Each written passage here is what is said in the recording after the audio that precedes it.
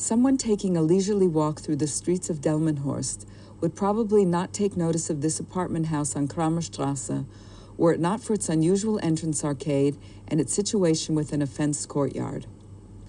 Only the modest plaque in front of the fence recalls that this building was once a synagogue belonging to the Jewish community of Delmenhorst.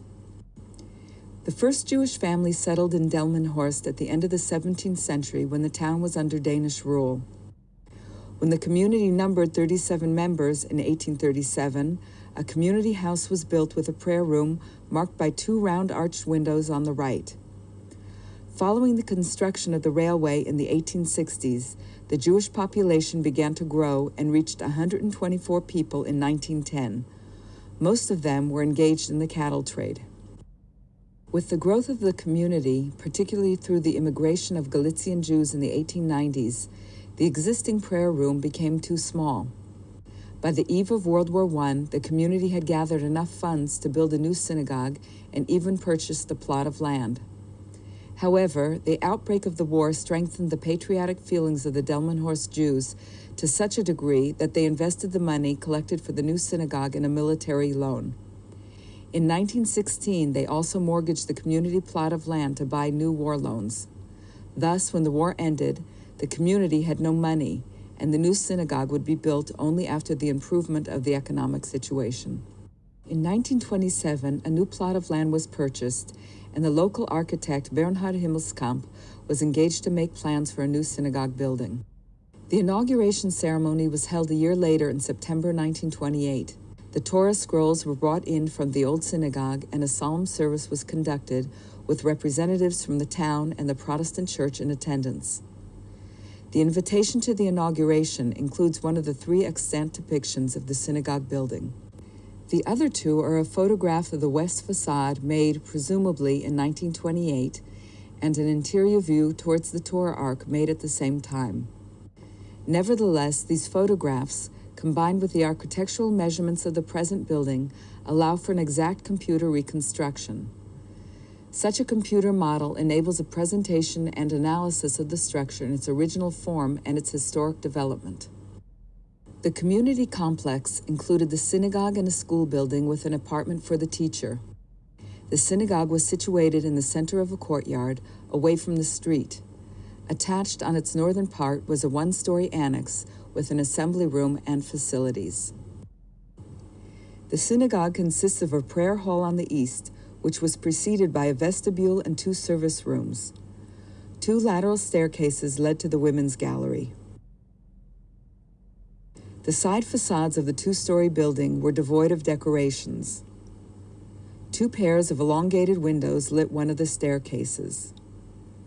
A row of 5 small rectangular windows gave light to the prayer hall, and a row of arched windows lit the gallery above. The eastern back facade was denoted by a blank rectangular protrusion for the Torah Ark. In contrast, emphasis was given to the western entrance facade. Its protruding central part was flanked by 2 staircases, which were lit by high vertical windows. The entrance was through 3 open arches, punctuated by corresponding round windows at the top. In the center, between the windows and the arcade, a shallow niche framed by 2 columns enclosed the tablets of the law. The entrance arcade was echoed by flanking arched windows, and this form was repeated again in the small Lombard arches under the cornice. These were widely used in large German synagogues, a feature of their neo-Romanesque style. Special attention was paid to the stained glass windows which contained Jewish symbols, the Star of David, the menorah, and the Torah scroll in the round windows, and the tablets of the law in the staircase windows. A similar main facade was built in the synagogue of Ehrenfeld near Cologne. Since it was erected 1 year earlier, it could have inspired the Delmenhorst architect Himmelskamp. Someone standing in front of the building would see a flat roof combined with clear forms and smooth surfaces. These characteristics typify modern architecture of the 20s. However, the building was crowned by a cupola, which reflected the impressive domes of many German synagogues built during the 19th century. Thus, the architect combined a modern concept of architecture with a traditional feature. Moreover, the wavy silhouette of the dome draws from typical regional forms. The cupola, invisible from the courtyard, had an important role in the interior of the synagogue. The 12 windows of the drum highlighted the square bima below, whereas the oval form of the cupola, unusual in German synagogue architecture, emphasized the east-west axis of the prayer hall. This axis was formed by the entrance on the west, the bima in the center, and the Torah ark in the east. The ark was placed within the eastern niche, which almost reached the height of the hall. The niche was richly painted in an orientalizing manner, stressing its importance, while the other walls showed no decoration. The Torah ark was a small wooden tripartite structure crowned by a semicircular dome. The dome reflected the cupola of the building and also recalled the dome ciboria used in many large German synagogues, such as this one in Darmstadt. The ark stood on a 3-step podium with a pulpit placed in front of it. From here, the service was conducted by the cantor Alexander Freund, who also served for 30 years as a teacher in this small community. On either side of the niche were special seats for the community leaders. According to the plans of the building, there were 138 seats for men arranged in 2 files on the ground floor. 142 women's seats were divided between the galleries on the 3 sides of the hall. The quantity of the seats exceeded by far the size of the community, which numbered 180 Jews in 1925. During the construction of the synagogue, tension arose within the community concerning its liturgical features. The reform-oriented German Jews wanted to have an organ, while the traditionalist Galician Jews opposed this idea. As a consequence, the synagogue had no organ, and the bima was placed in the center of the hall in accordance with tradition. However, other traditional features, such as lattice screens shielding the women's gallery, were not introduced.